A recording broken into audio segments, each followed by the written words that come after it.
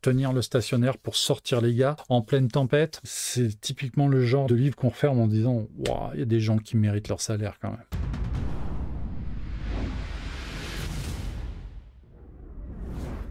Voilà, deux bouts là-dedans, deux bouts là-dedans, deux bouts là-dedans, c'est la chaise solo qui recommence. Bonjour à tous, bienvenue donc sur la chaise solo. Ça fait 15 jours qu'on n'a pas fait d'émission, donc j'ai perdu le rythme. On va reprendre un lâcher solo standard, enfin vous allez voir un petit peu standard par rapport à ce qu'on fait d'habitude. Je précise tout de suite que la semaine prochaine, il n'y aura pas de lâcher solo. Je pars un week-end en Bretagne parce qu'on a vraiment besoin de se reposer là. Donc là, et puis aujourd'hui, quand il s'agit de dire, bon, on fait une émission ce soir, de quoi, qu'est-ce que je vais parler? La faute de français volontaire. Eh ben on y va, on va parler un petit peu bouquin. Et donc on va commencer par un ouvrage. Quand j'ai fait l'émission sur les récits, j'ai été interpellé par plusieurs personnes qui, en face du Grand Cirque, avaient lu jusqu'au bout, surnommé Messerschmitt, du général Galland. Alors c'est un livre que j'ai lu il y a très longtemps, que je n'ai pas relu, que je n'ai pas l'intention de relire. Là, je vais être très clair là-dessus. C'est pas mon sujet. Mais on m'a interpellé pour me dire pourquoi je ne l'ai pas cité. Je ne l'ai pas cité à l'époque parce que l'émission fait qu'1 heure et que j'avais sélectionné un certain nombre d'ouvrages. Mais c'est vrai qu'il y a des choses à dire sur l'ouvrage du général Galland. Alors, le général Galland, commandant de la chasse allemande, oui, c'est un récit majeur de la Seconde Guerre mondiale. C'est un ouvrage qui est extrêmement important dans le sens où les grands as de la Luftwaffe n'ont pas été très nombreux à rédiger leur mémoire. Et Galland en faisait partie. Alors, Galland est un personnage... un pilote de chasse assez exceptionnel. Il y a une centaine de victoires aériennes qui s'étalent entre la guerre d'Espagne et la toute fin de la Seconde Guerre mondiale. Donc c'est quelqu'un qui couvre vraiment tout le conflit, même un petit peu avant. Il a été général en chef de la chasse allemande. Il est démis de ses fonctions en début 1945. Il est renvoyé au commandement d'une unité qui est la JV 44. Et comme la couverture du livre le montre, il était donc sur Messerschmitt 262. C'est quand même quelqu'un qui a commencé sur les premières versions du 109 et qui termine sur le 262. Donc il a aussi une vision de l'évolution de la chasse allemande de cette période-là. Il se rend aux Américains en 1945. Il est prisonnier de guerre jusqu'en 1947. Il n'est pas du tout visiblement inquiété par les problèmes d'épuration et de dénazification. Lui-même se présente dans ses ouvrages comme un anti-nazi. Alors, ce point-là, on va le discuter 2 minutes parce que je ne suis pas du tout convaincu. Alors, soyons clairs. Il était membre du parti nazi, ça c'est sûr. De toute façon, il ne serait pas devenu commandant en chef de la chasse allemande sans avoir la carte du parti, sans avoir la confiance de Göring. Et je ne vois pas Göring et Hitler confier une de leurs 3 armes à quelqu'un qui politiquement ne serait pas sûr. Après, être membre du parti nazi et être impliqué dans les crimes de guerre, c'est autre chose. Il était, lui, principalement un combattant. Il a été au front, il a été en état-major, mais il n'a pas été non plus dans les instances politiques qui ont, par exemple, statué sur la solution finale. Néanmoins, je ne vois pas un pilote combattre en Espagne, faire la bataille de France, prendre des postes d'état-major et finir commandant d'une unité de chasse un peu d'élite, sans être un nazi convaincu, nazi au sens politique du terme. Et son ouvrage, quand il est publié, 10 ans après sa libération, il y a un côté « Regardez, je ne suis pas un nazi ». Et je pense que son livre est aussi un petit peu un alibi pour dire « Regardez, j'étais un combattant plutôt qu'un politicien ». Ça, c'est vrai. Mais il y a un côté je me dédouane. Donc, notre ami Galland, qui combat en guerre d'Espagne, qui termine la guerre, qui incendie ses avions. D'ailleurs, c'est la dernière phrase du livre. Ça s'arrête. Alors, cette version-là, elle s'arrête justement en mai 1945, au moment où il est du côté de Salzbourg avec son escadrille et les troupes américaines arrivent sur le terrain et eux, ils incendient leurs avions. Voilà. Fin de guerre. Bon, le bouquin est très court finalement, parce que là, sur cette édition-là, ODA, 250 pages, 270 pages, un petit peu plus. Le livre est très décrié par certains parce que, il est mal traduit, c'est vrai, c'est vrai. Il y a des trucs un peu bizarres aussi, il y a des inventions du traducteur, ouais. Il n'est pas dans le texte intégral, mais alors là, je me demande si à cette époque-là, dans les années 50, s'il n'y avait pas encore un petit peu de restrictions sur le papier. Et donc, c'était impossible de faire des livres de 600 pages parce que ça aurait coûté une fortune. Celui-là, il est imprimé en France et à l'époque, il était vendu 690 francs. Et voilà, ça a servi de Bible pour tout un tas de jeunes qui ont lu ça à côté du Grand Cirque. Et pendant longtemps, ça a été un ouvrage de référence. Alors, ce qui est très drôle, c'est de lire l'introduction. Ce livre extraordinaire, best-seller mondial, est considéré comme le plus important et le plus passionnant qui ait jamais été écrit sur l'aviation de chasse allemande pendant la guerre. Pourquoi ? Parce que l'auteur Adolphe Galland, seul survivant des grands as de la chasse, a vécu lui-même l'ascension prodigieuse de cette arme depuis la guerre d'Espagne jusqu'en mai 45. Adolphe Galland n'était pas le seul survivant des grands as. Eric Hartmann était aussi vivant, mais Hartmann n'a pas écrit. Voilà, tout simplement. Mais Hartmann, l'histoire d'Hartmann, elle est un peu plus dure parce que lui il tombe entre les mains des soviétiques et je crois qu'il est resté 10 ans en prison en URSS avant d'être libéré. Donc son sort n'était pas tout à fait le même que celui de Galland qui s'est rendu effectivement aux bonnes personnes à la fin de la guerre. Après avoir été libéré de son camp de prisonnier de guerre, Galland est parti s'installer en Argentine quelques années, comme pas mal de nazis, disons-le tout clairement. Et puis il est revenu en Allemagne. Il a été impliqué aussi dans la Luftwaffe après son retour. Il est impliqué dans l'histoire des F-104, mais parce qu'il était encore en service, il a servi jusqu'à assez tard dans l'histoire des F-104. Alors je ne sais plus si c'était dans le camp de ceux qui en voulaient ou non, il était dans le camp de ceux qui ne voulaient pas du F-104, et c'est pour ça qu'il n'a pas terminé chef d'état-major. Et donc, dans les années 80, l'ouvrage a fait l'objet d'une nouvelle traduction. Et voilà, ça s'est appelé Les Premiers et les Derniers. Sachant que là, l'ouvrage original de Galland, c'était son vrai titre en allemand. Alors, est-ce que là-dedans, il est représenté? Oui, c'est ça. Die Ersten und die Letzten. Donc ça, même la traduction du titre est plus juste que Jusqu'au bout, surnommé Messerschmitt. Alors, ça a été édité en France dans les années 80. Ça a connu un succès assez considérable, mai 85 pour l'édition que j'ai entre les mains. Je crois que l'ouvrage s'est vendu à plus de 50 000 exemplaires dans cette nouvelle édition, régulièrement réimprimé. Et là, on s'aperçoit qu'effectivement, le livre est un petit peu plus touffu. C'est que même en dehors des notes du traducteur et de la bibliographie, on est à plus de 480 pages. Donc, il y a un respect du texte. Et puis, il y a un chapitre justement sur la fin de la guerre et sur ce qu'il a fait en Argentine.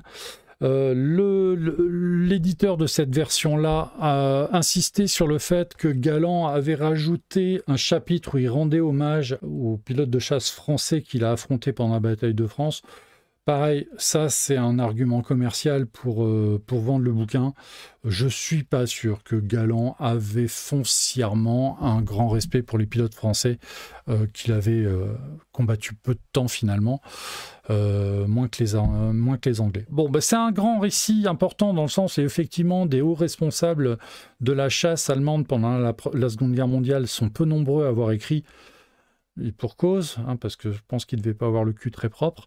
Galland est le seul à avoir fait, mais je pense que ces ouvrages sont à prendre aussi avec les pincettes nécessaires pour penser que il cherche à se dédouaner de quelque chose. C'est pas des ouvrages sincères. Ils sont écrits 10 ans après la guerre. Il a laissé le temps passer. Ouais, non, voilà. C'est pour ça que c'est un livre que j'en ai 3 exemplaires. Et puis pour la petite histoire, j'en ai 2. Hop, voilà, j'en ai 2. Et les 2 sont dédicacés par Galland. Et je m'en fous en fait. C'est terrible. Mais voilà, c'est 2 ouvrages dont j'ai strictement rien à faire. Ils sont dans ma bibliothèque un peu par hasard, plus par goût de la spéculation éventuellement. Parce que je me dis qu'un jour, des bouquins signés par Galland, ça peut avoir une certaine valeur, ça peut intéresser des collectionneurs, et dont un est aussi dédicacé par l'éditeur, mais ça n'a strictement aucune valeur. L'éditeur en question, bien lancé par le succès de cette traduction, puisque l'éditeur était aussi le traducteur sur cet ouvrage-là, avait publié un second ouvrage, très intéressant aussi sur la Seconde Guerre mondiale, qui est une pièce de collection très recherchée, Invisible vainqueur de Paul Martin, exploits et sacrifices de l'armée de l'air en 1939-1940, préface du général Jean Accard. Ça, c'est un ouvrage qui est extrêmement recherché parce que c'est un document source sur l'histoire de la bataille de France et de la drôle de guerre, sur le rôle de la chasse française pendant cette période-là. Petit retour en arrière. En 1940, la défaite que subit la France, elle n'a pas d'équivalent. On va être un petit peu vulgaire, mais c'est une branlée. On s'est pris une branlée parce qu'on était dominé par les armes. C'est pas pour autant que les soldats n'ont pas donné tout ce qu'ils pouvaient, mais tout n'était pas suffisant. Voilà. Et pendant toute la période de l'occupation, il y a eu beaucoup de choses qui ont été écrites pour dire, bah voilà, si on a perdu, c'est la faute de l'armée de l'air. C'est la faute de notre aviation, pas assez nombreuse, qui n'a pas su stopper les Stuka, qui n'a pas su stopper les bombardiers. Et ça, c'est un point qui est assez discutable, et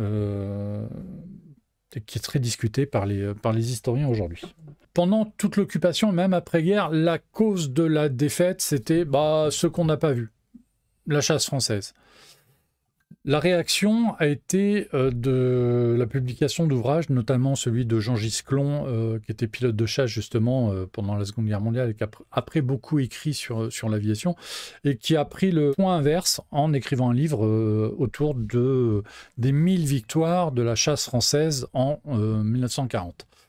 Pour renverser le point de vue, pour renverser l'opinion, pour dire, non, si on y était, on a combattu, on n'a pas eu les moyens nécessaires pour le faire, la victoire ne dépendait pas que de nous, aviateurs, la défaite, elle a été aussi au sol, il faut dire que oui aussi, malheureusement, et donc voilà, et donc il y a eu beaucoup d'écrits pour essayer de remettre un petit peu l'aviation française de 40 sous la lumière et moins en accusation, pour lever les accusations. Alors, si on veut être honnête, les 1000 victoires de la chasse française, c'est un mythe. Si on écoute les historiens qui ont fait des analyses pointues, l'estimation du nombre de victoires aériennes de la chasse française en 39-40, c'est 350 victoires, mais ça paraît être un compte un petit peu plus assez sévère finalement. Entre 500 et 600 victoires aériennes de la chasse française contre l'aviation allemande pendant cette période-là.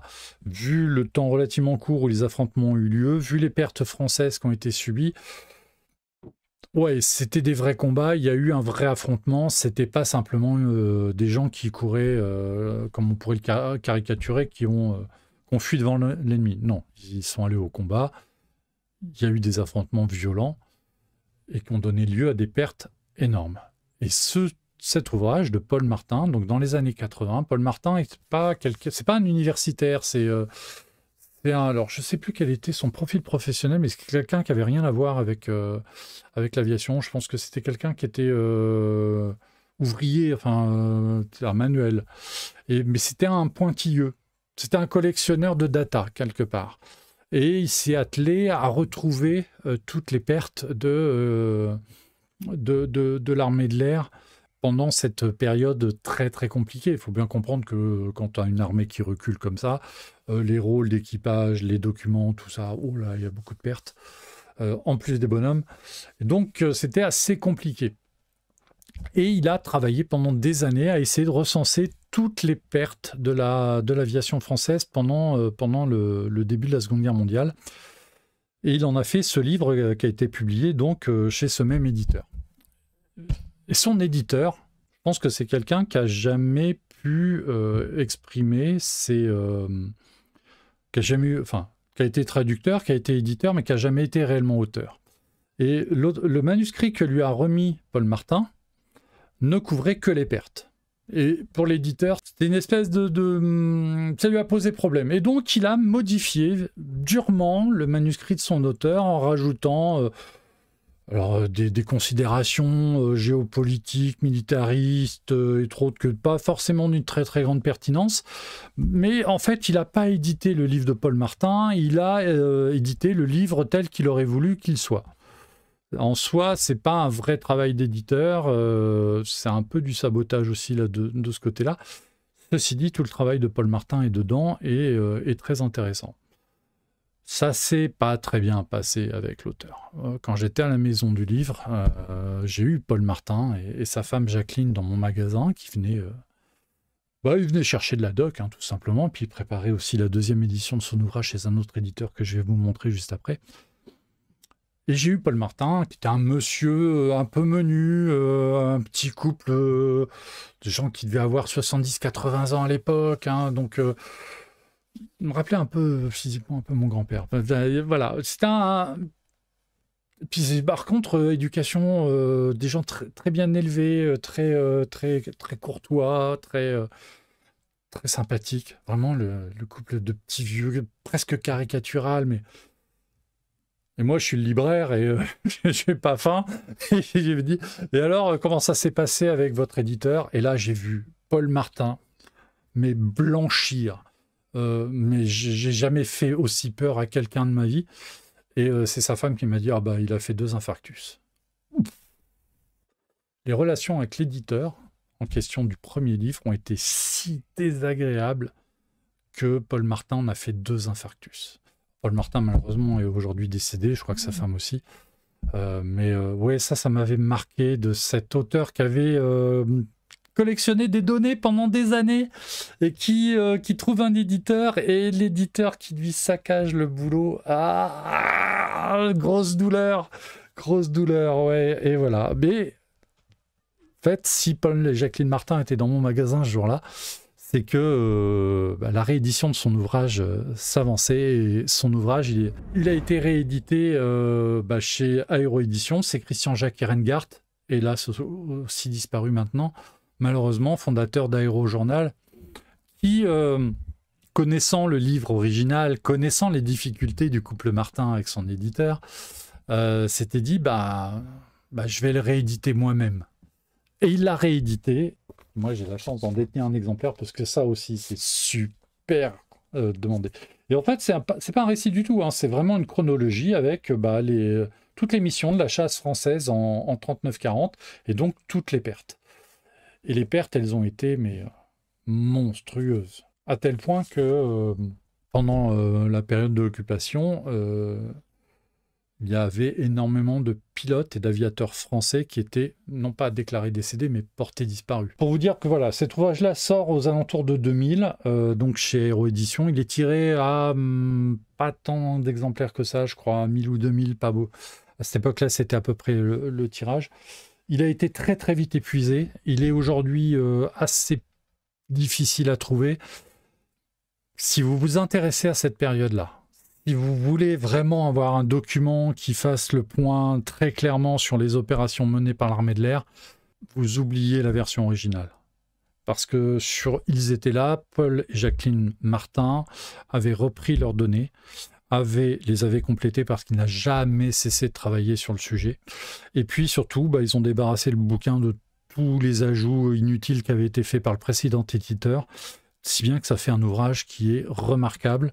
Ça fait partie des livres majeurs sur l'histoire de l'aviation française qu'il faut avoir quand on s'intéresse au sujet. C'est pas un récit, c'est vraiment une chronologie, c'est des tableaux, mais ça fait partie des ouvrages qu'il faut avoir. Et donc, si vous avez le choix entre acheter une édition originale ou acheter un Ils étaient là, il ne faut surtout pas hésiter, il faut acheter un Ils étaient là. Et pour en revenir au livre de Galland, si l'histoire vous intéresse, même si pour moi, effectivement, la traduction des années 80 est plus fidèle, plus juste, plus dense, l'édition des années 60, elle est intéressante dans le sens où elle est aussi représentative de la manière dont les choses étaient présentées à l'époque, et ça reste un document, alors non pas littéraire, d'importance littéraire, mais c'est un document factuel, c'est un document historique en soi, la façon dont les pilotes allemands, dans les années 50, ont raconté leur guerre 10 ans après la fin de celle-ci. Et donc si effectivement, Jusqu'au bout sur Messerschmitt est un livre qui est très décrié, si vous le croisez, si vous ne l'avez pas, si le prix est raisonnable, achetez-le, lisez-le, voilà. Ça, c'était une première pile de bouquins, puisqu'on m'avait interpellé sur le livre de Galland, mais moi, c'est un livre qui ne me touche pas. On en parle. Par contre, là, dans le reste de la pile, j'ai des trucs vachement plus rigolos.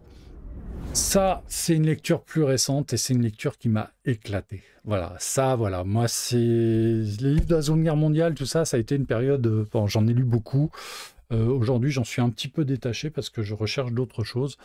Et ça, c'est un bouquin qui m'a fait rire. Alors, déjà, ça commençait bien parce que la couverture, elle est signée d'un certain Jean Barbeau. Et Jean Barbeau, dessinateur du Fana, mais aussi... qui a œuvré sur les bons dessins animés de notre jeunesse. Donc c'est un personnage incontournable pour nous. Jean Barbeau, c'est un univers de dessin qui est essentiel pour moi. Et donc quand je vois un livre où c'est la couverture qui est faite par Jean Barbeau, bah, je me dis ça doit être drôle. Et ça l'est. Alors ça, c'est des livres assez récents. Ils ont une douzaine d'années. Édités par Bleu Ciel Édition, je crois qu'ils sont toujours disponibles, et s'ils ne le sont pas, ce sera une bonne occasion pour les rééditer. Alors Gérard Desbois, c'est un personnage, j'ai eu la chance de le croiser à un salon du livre à Toulouse il y a quelques années, vers 2012-2013. Ouais, c'est un vrai personnage, c'est un passionné de pilotage, un passionné d'aviation, et qui a eu la chance d'être mécanicien navigant d'essai chez Airbus. Donc non seulement il est pilote, mais en plus il est ingénieur navigant, mécanicien navigant d'essai.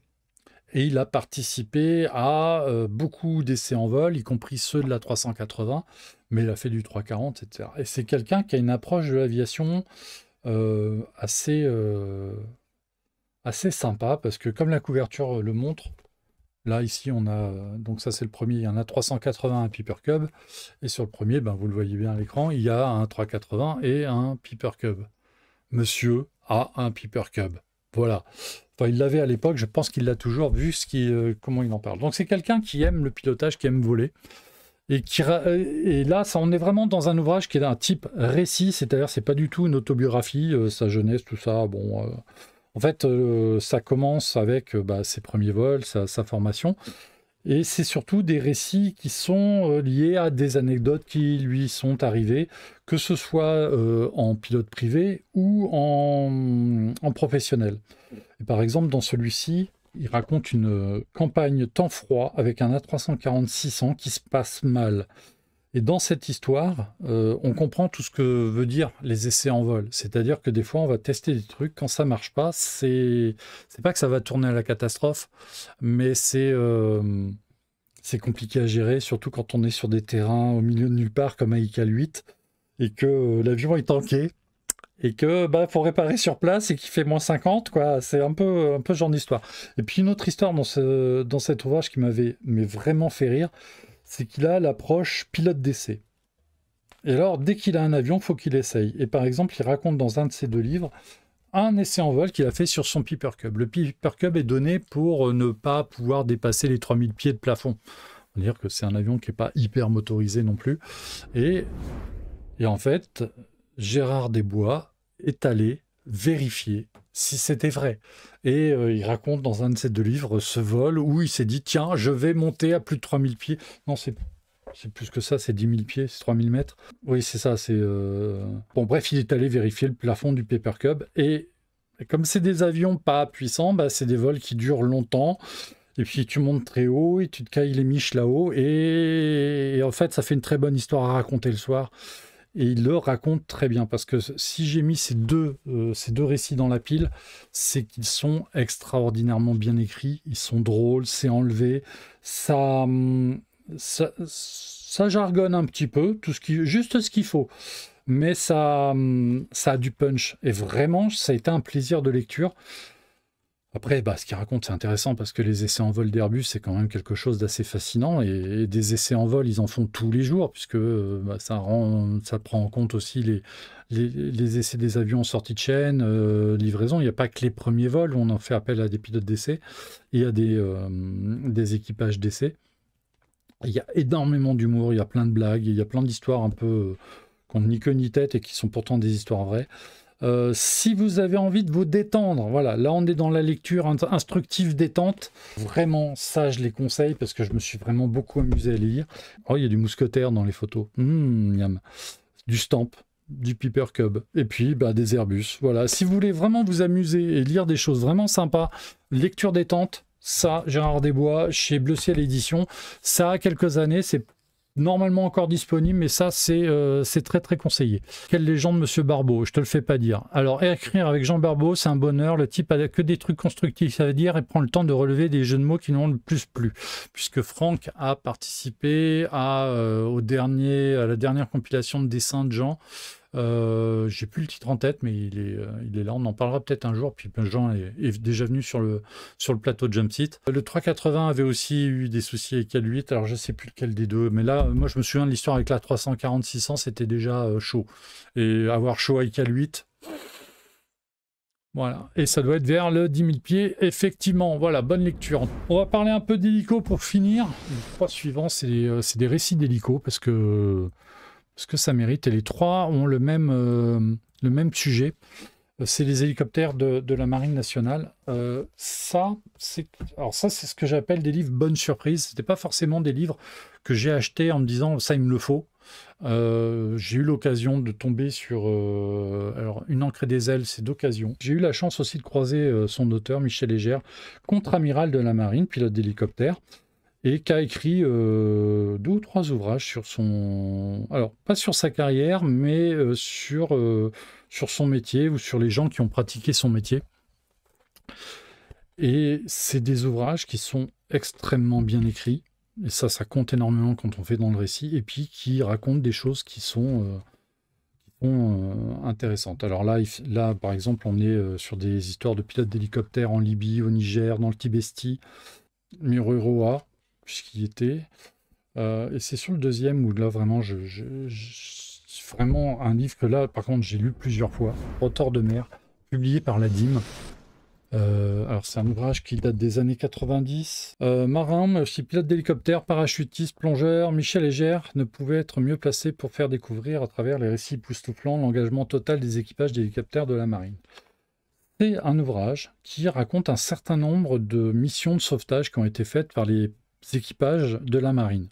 Que ce soit sur des aéronefs un petit peu anciens, mais sur Lynx, sur H-34, sur Super Frelon. C'est un ouvrage qui est très prenant, qui est pareil, là aussi très très bien écrit, très bien rythmé, qui est illustré.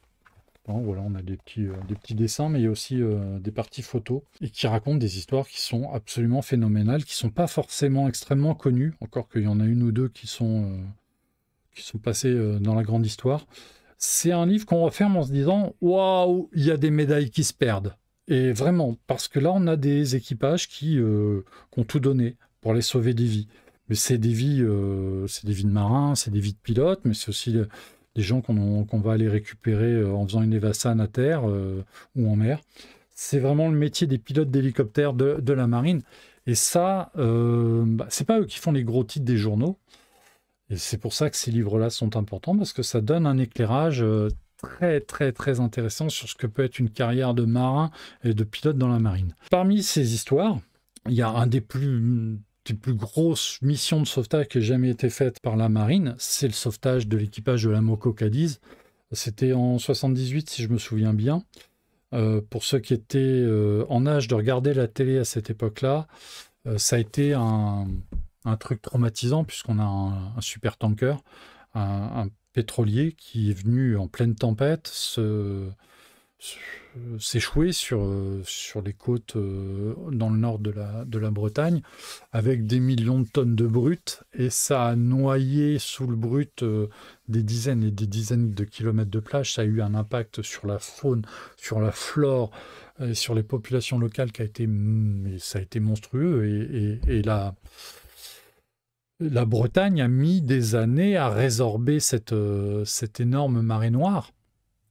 Et l'épave de la Moco Cadiz est restée visible très très longtemps au large ouessant.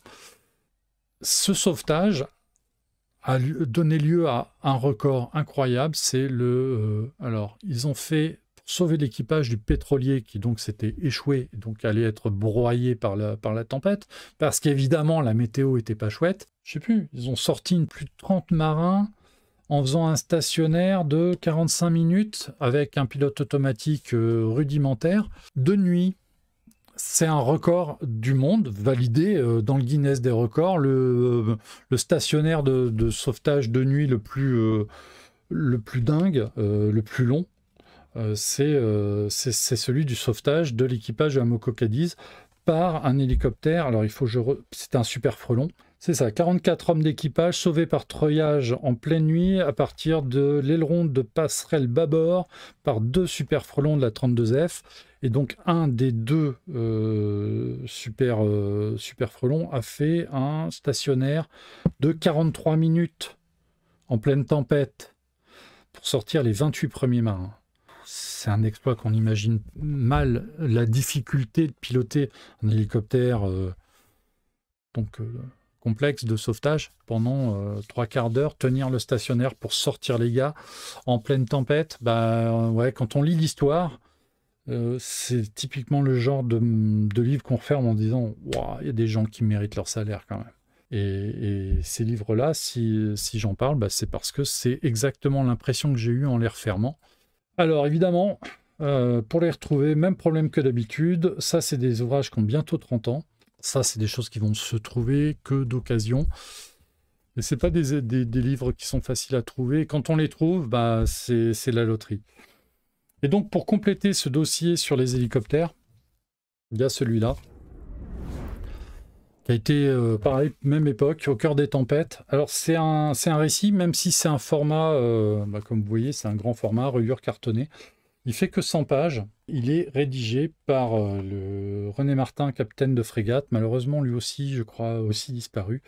Qui était juste le pilote du Super Frelon qui a fait ce stationnaire de 43 minutes au-dessus de la Moco Cadiz.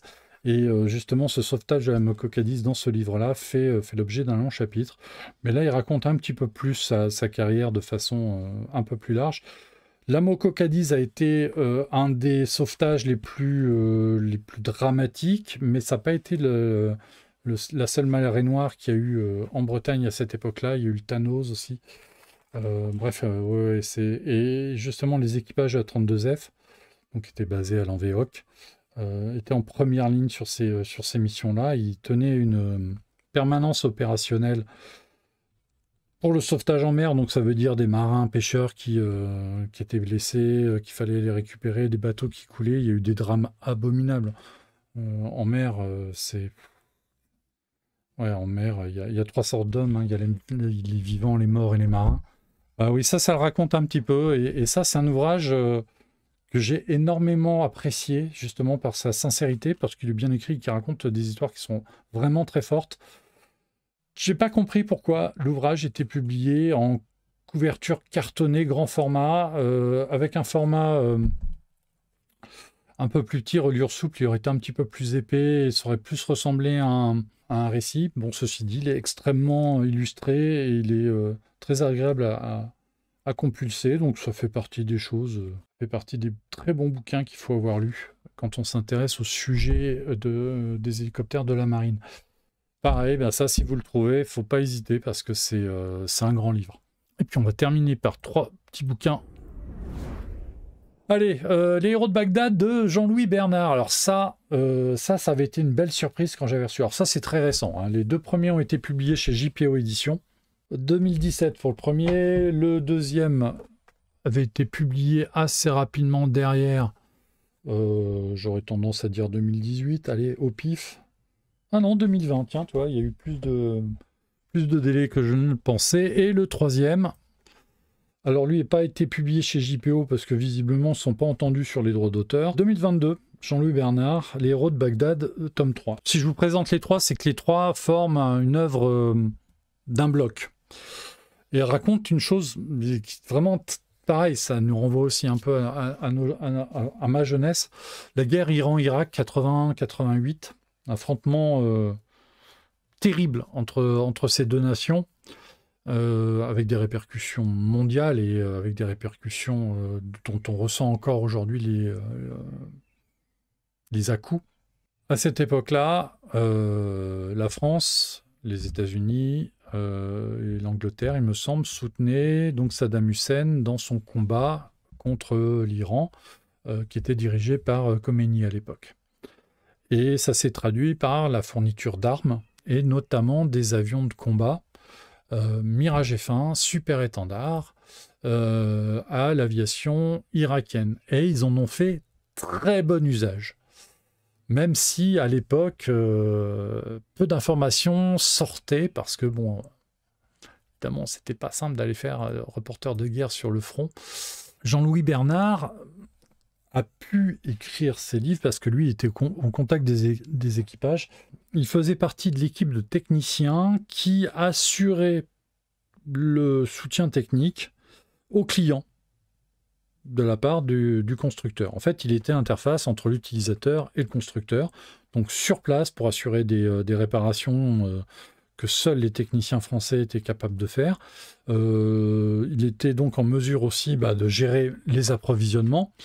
Et comme il était au contact des unités, les pilotes qui partaient au combat, il les connaissait bien et il prenait des notes quotidiennes sur les opérations qui ont été menées. Or, la guerre Iran-Irak de 80 à 88, c'est une guerre qui a été intense, qui a été extrêmement violente, qui a fait énormément de morts, énormément de dégâts, qui était menée entre deux régimes pas très sympas et sur lequel il y a quand même pas beaucoup de littérature, mais il y a lui. Et il y a Jean-Louis Bernard. Et comme lui, il était en première ligne, il était sur la base avec les pilotes de Mirage F1, avec les pilotes de Super Étendard, lui a vu ce qui s'est passé et a été en mesure de le raconter. Alors, il ne le raconte pas immédiatement. Il s'est passé donc une bonne trentaine d'années avant qu'il décide de raconter son histoire. Le fait qu'il soit parti à la retraite a sans doute aidé. Mais voilà, et donc ces trois ouvrages racontent ce que lui a vu. Alors il les a séparés en trois, alors ils ne sont pas tout à fait chronologiques. Le premier traite des Mirage F1, si je me souviens bien. Donc des Mirage F1 EQ qu'on a vendus à l'Irak. Les Mirage F1 qu'on leur a vendus ont fait un peu de chasse. Il y a quelques victoires aériennes de Mirage F1 contre la chasse ennemie. Mais ils ont surtout fait de l'attaque anti-navire parce que une des stratégies mises en place par le régime irakien était d'empêcher les navires de venir s'approvisionner en pétrole sur dans le golfe Persique, sur les puits de pétrole iraniens. Une des façons de gagner la guerre était de noyer dans le golfe Persique l'économie de l'adversaire, donc de bloquer ses exportations de pétrole. Et pour ça, il y avait une arme qui était absolument extraordinaire, c'était le Mirage F1 équipé de missiles Exocet. Et ils ont fait des cartons monstrueux sur des bateaux dans le golfe Persique. Alors, j'avais écrit un article sur les Super Étendards il y a quelques années dans une revue qui s'appelait Aviation Française Magazine. Et moi, je me souviens d'avoir lu à l'époque que les primes d'assurance pour les bateaux qui allaient dans le golfe Persique, à cette époque-là, à cause des Exocet, avaient grimpé en flèche. Et donc, pour cet article, j'avais contacté la Lloyds, le service de com de la Lloyds, mais qui n'avait pas été capable de me donner de chiffres, mais qui m'avait confirmé qu'effectivement, à cette époque-là, les assurances pour les navires qui rentraient dans le golfe Persique, pour les pétroliers qui rentraient dans le golfe Persique, étaient extrêmement chères. Parce que les Mirage F1 avaient de la longe, étaient ravitaillables en vol, et avait un missile qui était puissant. Il ne coulait pas systématiquement le bateau, mais une explosion d'Exocet, ça vous mettait un bateau en chantier pour des mois et des mois. Il pouvait y avoir des pertes d'équipage. C'est ce qu'a vu Jean-Louis Bernard, lui, de l'intérieur. On connaît beaucoup mieux l'histoire des Exocet argentins, paradoxalement. Oui, les Argentins ont beaucoup plus parlé sur le sujet. Ceci dit, sur l'affaire des Exocet argentins, comment dire ? On y reviendra un autre jour, mais il y a à dire parce que c'est une histoire qui est incroyable. Voilà. Et donc, il s'est passé à peu près la même chose mais à plus grande échelle en Irak, dans le sens où des Exocet, ils en ont tiré avec des Mirage F1, ils en ont tiré avec des Falcon 50. Si. Le Stark, visiblement, c'est un Falcon 50 qui l'a attaqué. Ils ont tiré avec du Super Étendard, ils ont tiré avec du Super Frelon. Et surtout, les Mirage F1, qui avaient des solutions de ravitaillement en vol, pouvaient aller très très loin, jusqu'à l'île de Karg, par exemple, en longeant la côte. Alors, c'est les Émirats Arabes Unis qui fermaient gentiment les yeux et allaient frapper très très loin, et les avions revenaient en basse hauteur. C'était des missions dingues. Il faut bien se rendre compte du côté dingue de ces missions, parce que là, vraiment, c'était des choses que... c'est vraiment des histoires de combat, comme il y a peu d'exemples. Le Sheffield a coulé 6 jours après avoir été touché par un exocète. Oui, il était en remorquage. Pas bon, hein, la mer en Atlantique Sud, et ils ont fini par couper les amarres et laisser le Sheffield couler, mais de toute façon, il était hors combat. Donc la mission était réussie pour les Argentins. Ils ont tiré 2 missiles, il y en a un qui a touché, le navire a été mis hors combat. Et ça a eu pour conséquence parce que le Sheffield servait de piquet radar, en fait. Il y avait 4 ou 5 navires comme ça qui avaient été placés de façon assez stratégique autour des Malouines pour surveiller les approches d'avions ennemis. Le fait que le Sheffield a été touché a obligé de faire un redéploiement des navires des piquets radars et surtout de reculer un petit peu la barrière radar, et ça a eu d'énormes conséquences sur les opérations après. Donc, en fait, si la mission de l'Exocet n'était pas de couler le Sheffield, c'était vraiment de l'endommager et de faire en sorte que l'appareil soit retiré du front, c'était le but. Alors, les super-étendards étaient pilotés par des Français? Non. Eh ben non, du tout.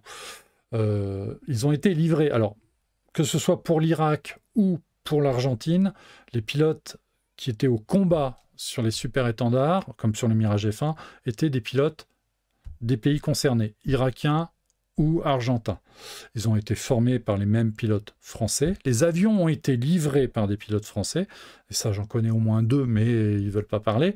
Et ils ont été aussi reconvoyés au retour, par exemple pour les super-étendards irakiens, ils ont été rapatriés aussi par des pilotes français. Mais au combat, non, pas de pilotes français dans les avions, c'était illégal. Par contre, il y avait des coopérants, comme Jean-Louis Bernard, au sol pour entretenir les machines, parce qu'il y a un certain nombre de systèmes qui étaient couverts par le secret industriel français et pour lequel il n'y avait que les Français qui avaient le droit d'aller jeter un œil.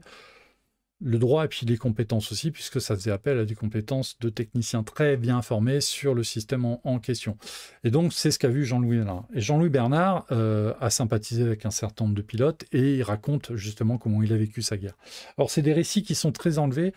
Le style de l'auteur, qui est très très familier, peut parfois dérouter. Moi, j'avoue que sur le deuxième tome, ça m'a même pas rebuté, mais pas loin.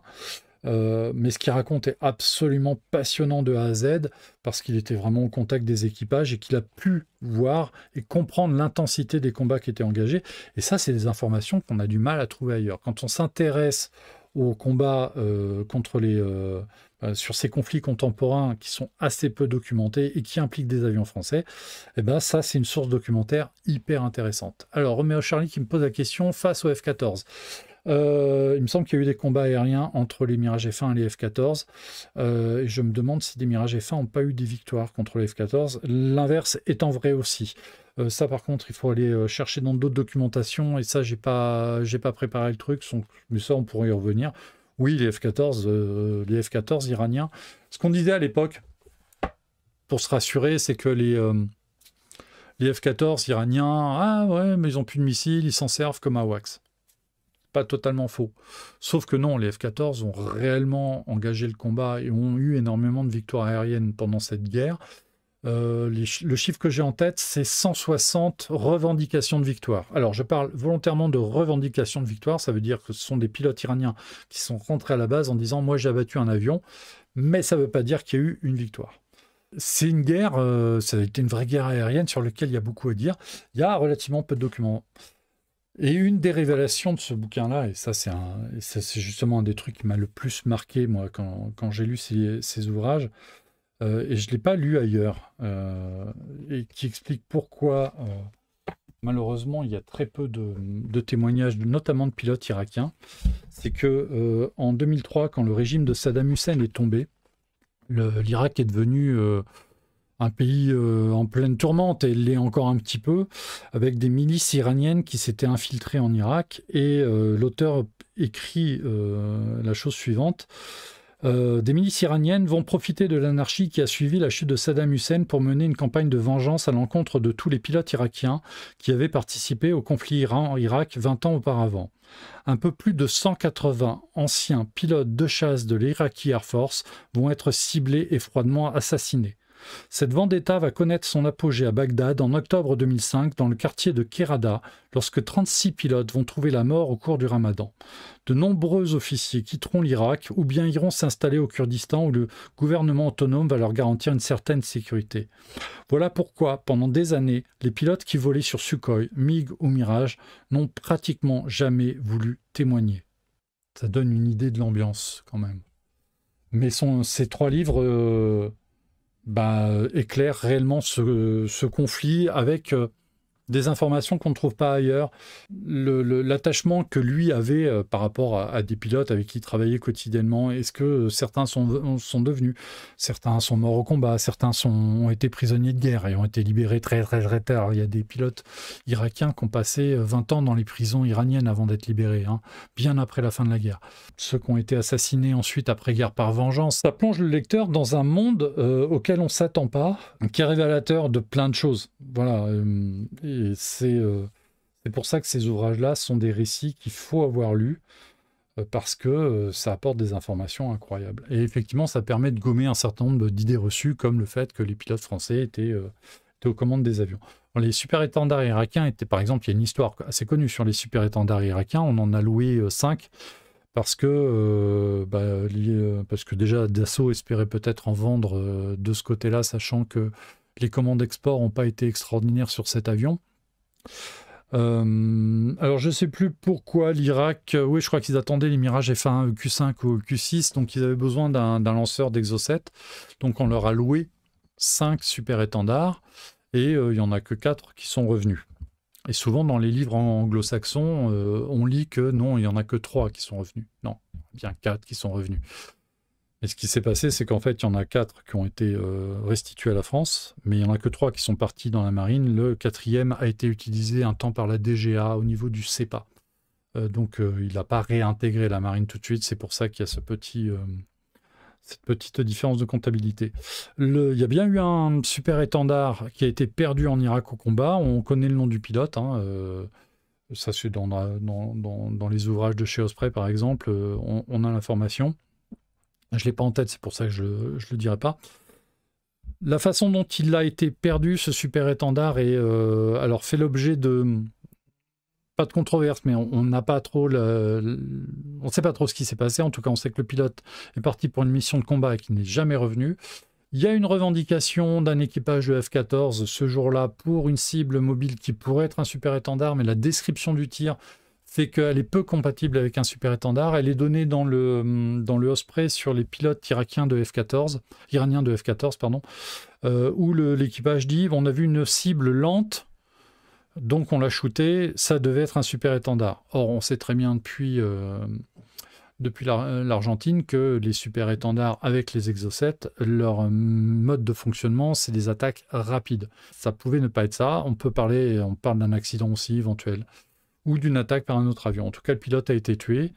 Ça devait être le super-étendard numéro 67, si mes souvenirs sont bons. Et les autres ont été rapatriés par des pilotes français après quelques mois d'exploitation au moment où les Mirage F1 sont arrivés. Et bien, toutes ces histoires-là, elles sont dans ces 3 bouquins-là. Donc 2 qui sont disponibles chez JPO Édition, et le 3e qui a été publié à compte d'auteur. Donc il est chez Bookelis.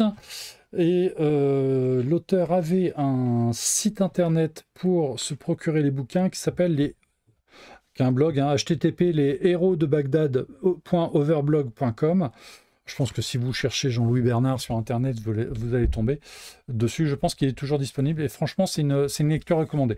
Il faut savoir passer outre le style de l'auteur qui est extrêmement familier et extrêmement vif, donc qui est un peu déroutant, mais les informations qui sont données dans ces livres-là sont vraiment très intéressantes, et c'est pour ça que c'est des récits qu'on vous recommande. Voilà. Alors, on va terminer l'émission là. Alors, info, donc la semaine prochaine, pas de lâcher solo.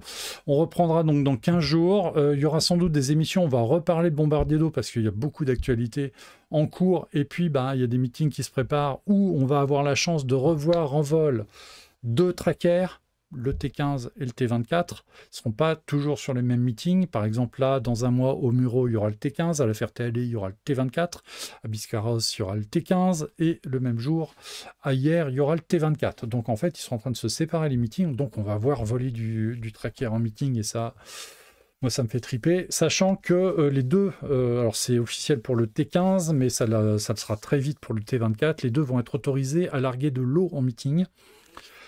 Le T15 de source sûre a été autorisé à larguer jusqu'à 3200 litres, mais je pense que pour des raisons de longueur de piste, de fatigue de l'avion, de fatigue du train d'atterrissage, ils ne feront pas toujours les largages à 3500. 3200, je pense que font sans doute beaucoup moins, mais au moins pendant la démo, on verra le tracker largué, ce qui va donner un relief à la démonstration qui sera quand même vraiment sympa. Et les deux donc vont être assez présents dans les meetings cette année, donc ça va être chouette. On en reparlera en tout cas. Voilà, écoutez, bon week-end à tous, reposez-vous bien. On se revoit donc dans 15 jours pour un lâcher solo, et pareil, comme d'habitude, on verra de quoi on parlera. À bientôt.